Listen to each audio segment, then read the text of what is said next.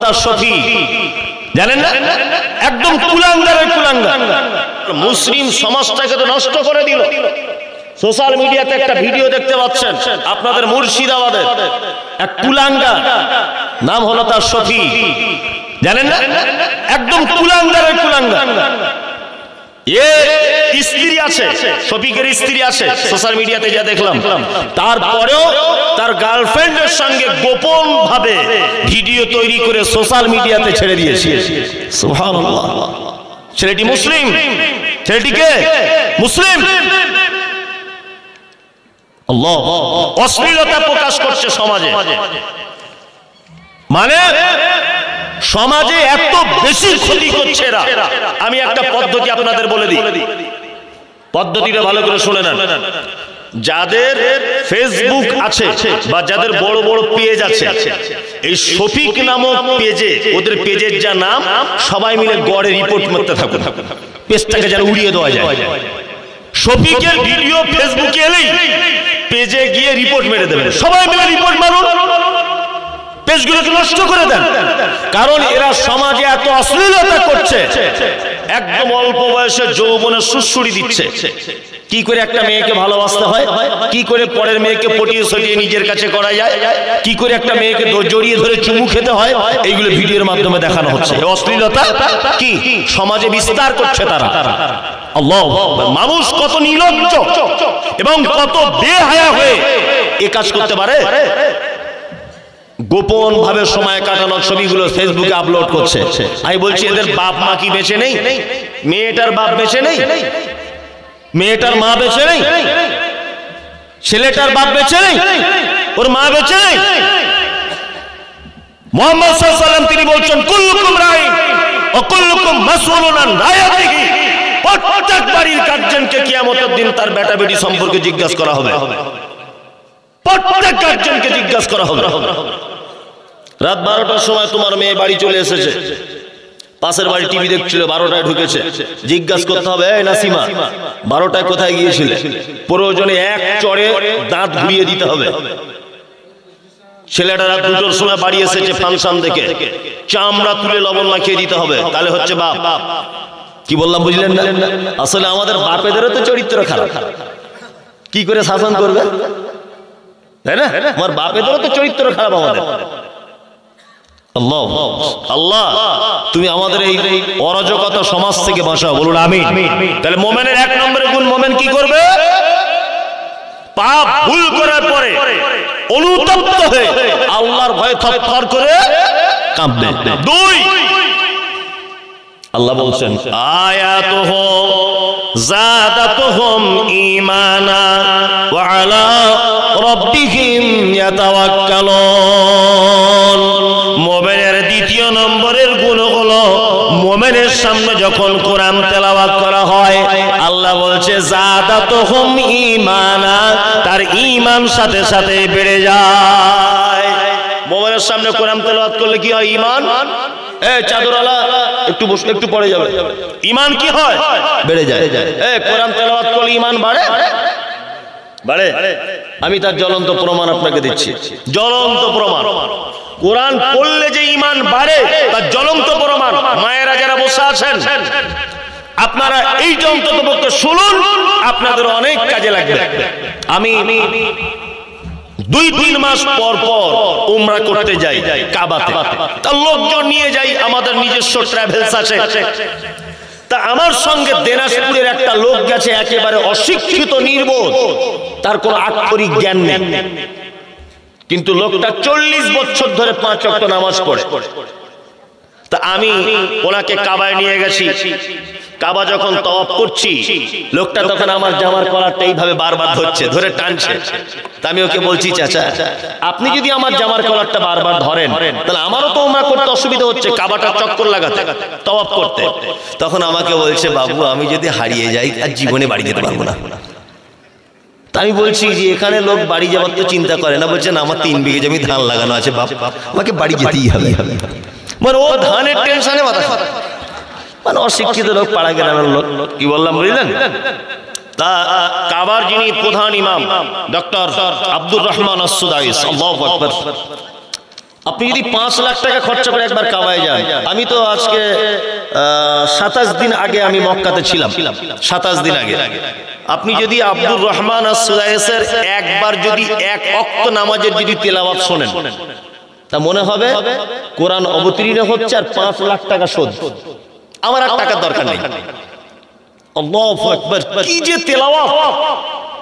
জাহান্নামের আয়াতগুলি চলে এলে বাচ্চা ছেলের মতো ডুকরে ডুকরে কাঁদে। 30 সেকেন্ড কোন আয়াত আর পড়তে পারেন না, কাঁদতেই আছে। আবার 30 সেকেন্ড পরে অন্য আয়াত শুরু করেন। আমার সঙ্গে যে লোকটা গেল, লোকটা মূর্খ, অশিক্ষিত লোক, নিরক্ষর লোক, কিন্তু লোকটা আল্লাহ বলা লোক, কোরআন পড়তেও জানে না। বলছে আমি 30-40 বছর 5 ওয়াক্ত নামাজ, আমি জমাতে নামাজ মিস করি না বাপ। লম্বা চওড়া লোক। কাবায় নামাজ শুরু হয়ে গেল। ওই লোকটা আমার পাশে দাঁড়িয়েছে, আর আব্দুর রহমান আস-সুদাইস কোরআন পড়লে ঈমান বাড়ে সেটা বলছি। আব্দুর রহমান আস-সুদাইস তিনি কোরআনের তেলাওয়াত শুরু করে দিলেন, আর জাহান্নামের আয়াত চলে এলো। লোকটা সবাই যখন কাঁদছে, ইথিওপিয়া, তানজানিয়া, জার্মান, জাপান, যেখান থেকে মানুষ এসেছে, কোরআন জানুক আর না জানো, ইমামের আওয়াজে, ইমামের কান্নার শব্দ শুনে সবাই কাঁদছে। আমি গুনাহগার মুমতাজুল, আমি আরবি একটু আধটু বুঝি, আমিও বুঝতে পেরেছি জাহান্নামের কথা আল্লাহ বলছে। আমারও চোখ দিয়ে পানি চলে এলো। আমার পাশে চাচাটাও যেন চোখ দিয়ে পানি পড়ে গেল। হাউ হাউ করে চাচা কাঁদছে। নামাজ শেষ করার পরে আমি চাচার গলায় হাত দিয়ে বলছি, বাপ, আমি একজন আলেম মানুষ, কোরআন জানি বলে কাঁদলাম। কাবার ইমাম কোরআন জানে বলে কাঁদলো, আরবের মানুষরা আরবি বুঝে বলে কাঁদলো। তুমি সত্যি করে বলো তো দেখি, তুমি কেন কাঁদলে? চাচা তখন বলছে, মুমতাজুল, 30 বছর ধরে আমি মসজিদের 5 ওয়াক্ত নামাজি, আমি ফজরের জামাত মসজিদে পড়ি, এশার জামাত মসজিদে পড়ি, কিন্তু কোরআন পড়লে যে ঈমান বেড়ে যায়, আজকে কাবায় নামাজ পড়ে সেটা বুঝলাম। আমি কান্না ধরে রাখতে পারলাম না। আমি বললাম, বাপ রে, এটা তোমার কান্না নয়, আল্লাহ কোরআন মাজিদে বলেছে, আয়াতুহু যাদাতুকুম ঈমানা। মুমিন তো তারাই যাদের সামনে কোরআনের আয়াতগুলিকে যখন তেলাওয়াত করা হয়, জাহান্নামের কথা বলা হয়, আমার নিদর্শনের কথা বলা হয়, আমার শক্তির কথা বলা হয়, আমার অলৌকিক কিছু ঘটনা যখন কোরআন মাজিদে উল্লেখ করা হয়, আল্লাহ বলছে মুমিনদের দ্বিতীয় গুণ, যাদাতুহুম ঈমানা, তাদের ঈমান সাথে সাথে বেড়ে যায়। ওয়া আলা রাব্বিহিম ইয়াতাওয়াক্কালুন, আর মুমিন সর্বদাতে আল্লাহর উপরে ভরসা করে চলে। মুমিন কার উপরে ভরসা করে? খায়রিহি ওয়া শাররিহি মিনাল্লাহি তাআলা। ভালো মন্দ যা কিছু হয় কার পক্ষ থেকে হয়? কার পক্ষ থেকে? আল্লাহর পক্ষ থেকে হয়। কিন্তু আমরা কিছু শব্দ ব্যবহার করি, শব্দ ব্যবহার করি না। বাজারে দেখবেন কিছু পোস্টার লাগানো থাকে, কি না, আশরাফুলের অসময়ের মৃত্যুতে আমরা শোকাহত, মানে ওর মৃত্যুটা অসময় হয়েছে, ওই জন্য দুঃখ। তা কোন সময় ওর মরণটা হলে তোমার সুবিধা হতো? বলি না, অমুকের অকালে মৃত্যুতে আমরা শোকাহত, বলি না, আমাদের নেতার অকালে মৃত্যুতে আমরা শোকাহত।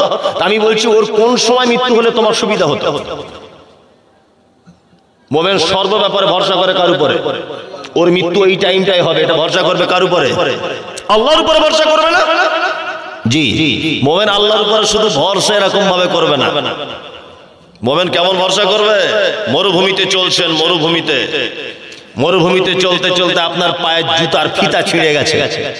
একটা মানুষ যদি মুমিন হয়, তো ফিতাটা কার কাছে চাইবে? কার কাছে? আল্লাহর কাছে। আল্লাহ দিতে সক্ষম না অক্ষম? সক্ষম। সুবহানাল্লাহ। আমাদের পুরুষ মানুষরা তবু একটু আল্লাহর প্রতি ভরসা রাখে, মেয়েরা তো টোটালি রাখে না। এখানকার মেয়েরা রাখে। আলহামদুলিল্লাহ, আলহামদুলিল্লাহ। দেখবেন কেমন রাখে। ধান শুকাতে দিয়েছে ছাদে, শুকানো প্রায় কমপ্লিট। এই সময় তো হঠাৎ করে ঝিরঝির করে পানি চলে এলো।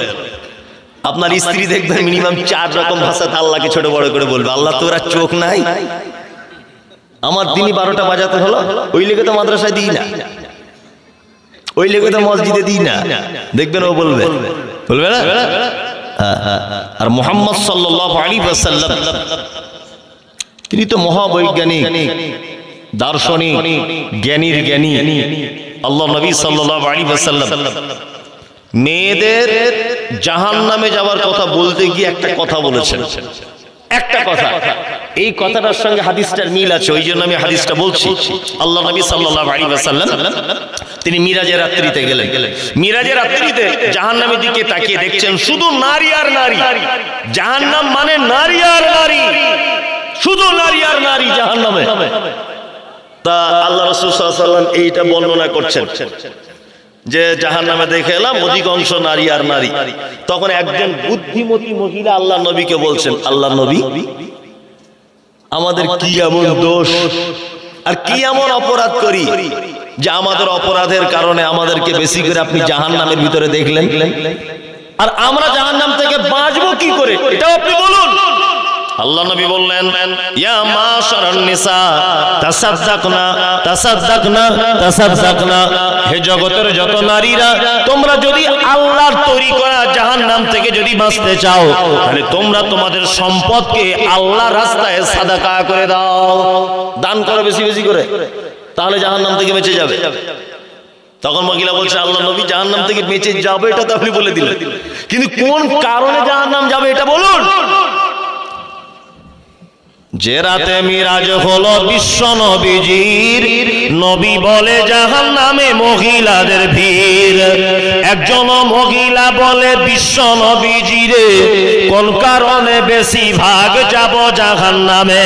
প্রথম কারণ হলো অধিক নারীগণ, অল্প ধনেতে তাদের ভরে না কমল। দ্বিতীয় কারণ হলো শোনো সমাচার, প্রশংসা নাহি করে নিয়ামত আমার, ঝগড়াঝাটি বেশি করে নিজ স্বামীর সনে, এহেন কারণে নারী যাবে জাহান্নামে। গীবত যে বেশি করে এক অপরের তরে, এহেনও কারণে নারী যাবে জাহান্নামে। আল্লাহ নবী মহিলাটিকে বলছেন, ও মহিলা শোনো, তোমাদের চারটে কারণের কথা আমি নবী বলে দিয়ে গেলাম, তোমরা এই চারটে কাজ করো বলে তোমাদের অধিকাংশকে জাহান্নামে যেতে হবে। অল্প জিনিসে তোমাদের মন ভরে না। আপনাদের গ্রামের মেয়েদের হয়তো ভরে, উনি বারবার সার্টিফিকেট দিচ্ছেন যখন, হয়তো ভরে। জি আলহামদুলিল্লাহ আলহামদুলিল্লাহ আলহামদুলিল্লাহ। অল্প জিনিসে কি মন ভরবে না ওদের। একটা এটা আপনি দুনিয়াবি স্বভাব বলতে পারেন, তবে ইল্লা মাশাআল্লাহ কত ভালো মেয়ে আছে।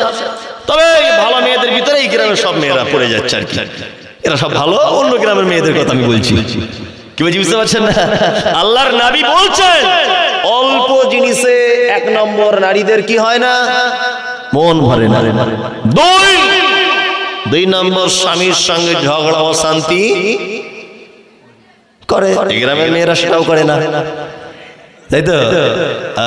সেটাও করে না। আরে গ্রামে তো দূরের কথা, আমি কি বড় পাঞ্জাবি পরে আছি বলে ভাবছেন যে এর মনে হয় কিছু হয় না? আমাদের হয়, একটু এদিক ওদিক করলে তেড়ে মারতে চলে আসে, মানে ক্ষমতা থাকলে মেরেই দিত, এরকম অবস্থা। স্বামী স্ত্রী একটু এদিক ওদিক কি হবে, হওয়াটাই স্বাভাবিক। আল্লাহ নবী সাল্লাল্লাহু আলাইহি ওয়াসাল্লাম তিনি বলছেন, স্বামীর প্রতি কৃতজ্ঞতা স্বীকার করে না। পৃথিবীতে একটা মাত্র জাতি আছে যারা যার খায় তার বদনাম করে, তার নাম নারী। কি বললাম বুঝলেন না? 13 বছর সংসার করছে একটা মেয়ে, 13 বছর সংসার করার পরে পাশের বাড়িতে বেড়াতে গিয়ে পাশের বাড়ির মেয়েটা জিজ্ঞাসা করছে, বুবু তোমাদের বাড়ির স্বামীটা কেমন? বলছে, আর বলো না, 13 বছর আগুনের উপরে বসে আছে, অথচ ওরই কাপড় পরে আছে, ব্লাউজটা ওই কিনে দিয়েছে, আর দুপুরে ভাত ওরই খেয়েছে, আর ওর কাছে এসে বলছে 13 বছর আগুনে বসে আছি। কি বলবো, বাপ মা দেখে দিয়েছে, করতে হয়েছে, কিছু করার নেই, সুখে নাই বুবু আমি। অথচ 13 বছর চলে গেল, 12-13 বছর।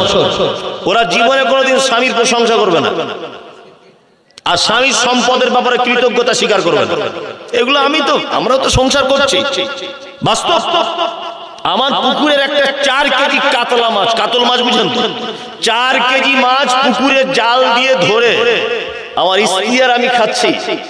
তোকে জিজ্ঞেস করছি মাছটা কেমন স্বাদ, তো বলছে আপনাদের পুকুরে মাছটা খুব একটা ভালো না, আমার আব্বাদের পুকুরে যেটা ধরেছিলেন অমুক দিন সাংঘাতিক টেস্ট, অথচ সেটা 1.5 কেজি ওজন।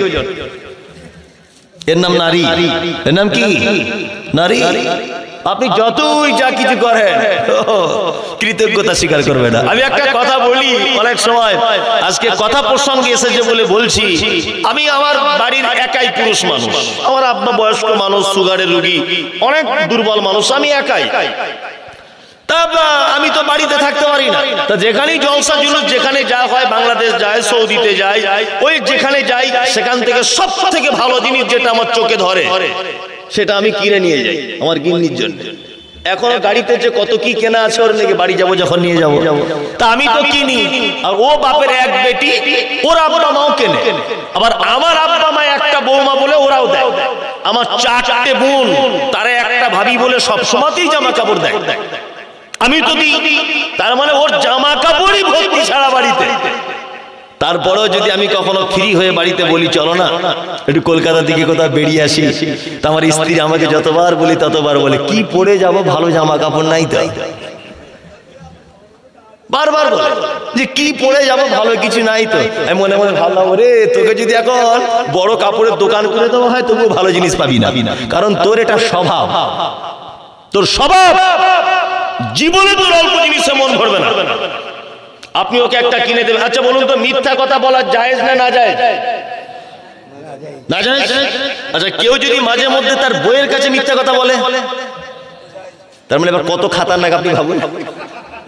আল্লাহ নবী বলছে মিথ্যা কথা বললে লোহার কাঁচি গরম করে জিভ কাটা হবে, কিন্তু কোন পুরুষ মানুষ মাঝে মধ্যে চালাকি করে বইয়ের কাছে যদি মিথ্যা কথা বলে তাহলে পাপ হবে না।